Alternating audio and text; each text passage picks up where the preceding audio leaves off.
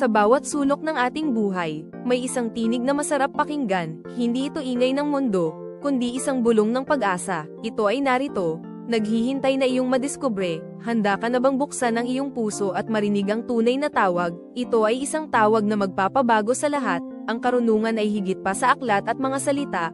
Ito ay isang ilaw na gumagabay sa ating mga desisyon, isang payo na nagmumula sa banal na espiritu. Ito ang pagpili na sundin ang katinoan at pag-ibig, na nagbibigay ng direksyon sa bawat hakbang, sa bawat hamon.